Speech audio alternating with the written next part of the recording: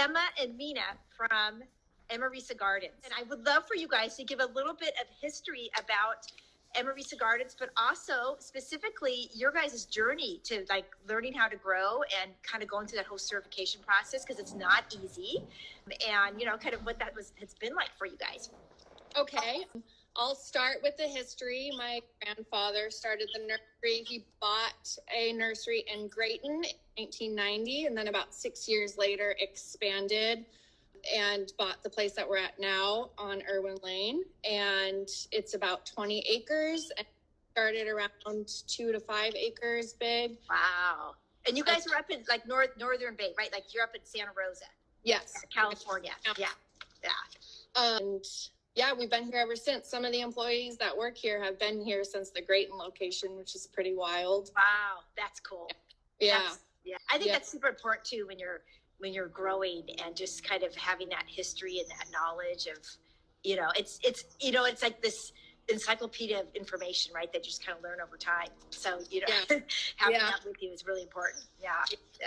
Did you guys get, so now you guys came in, and when did you start all of this? The organics started maybe 6 years ago now. There was someone else here that started it, and then I got hired, and then after a year on my own working, it expanded. Everything started to look better. Then we hired Mina.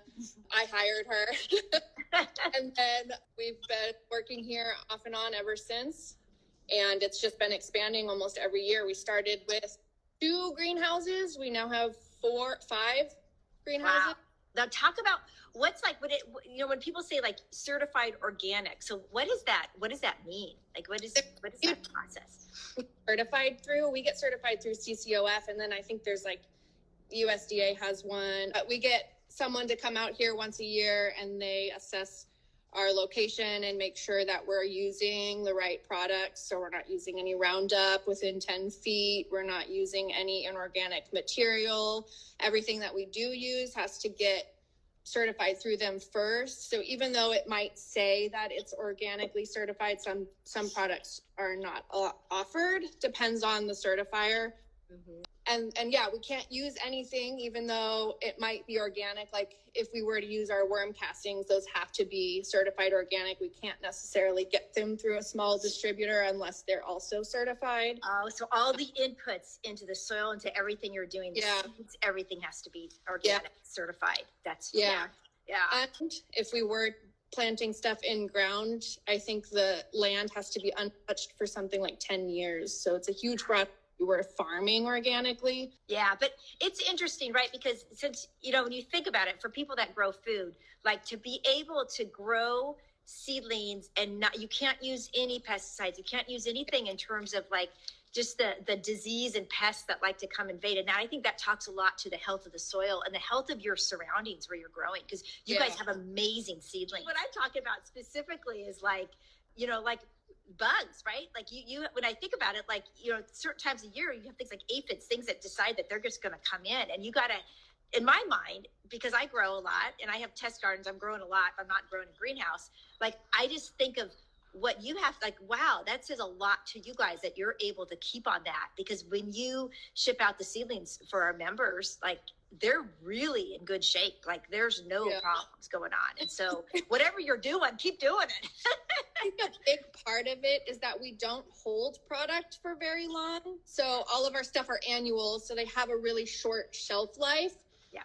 And if they were to stay in something smaller, they're going to get stunted. So we try to make sure that nothing is older than 2 months old. So it gives bugs less time to be like, oh, there's food here for us to eat before an infestation happens.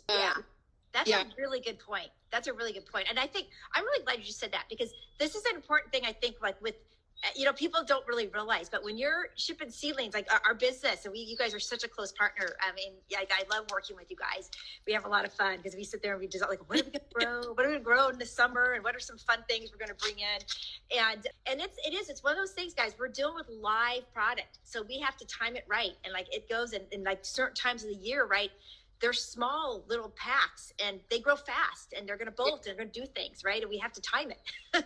I feel like a broken record here, but I'm like, I always want our members to know that, like, guys, there's a lot that goes into this in terms of what you're getting, and just customers who buy seedlings, like there's a lot of care and, and expertise going into this. And quite honestly, from my perspective, I'm like, I don't have time to do that. Like, I want to get a really good, healthy seedling, and I want it to look like this, right? And that's why it looks like this, because it's coming from you. Yeah, we're here 7 days a week.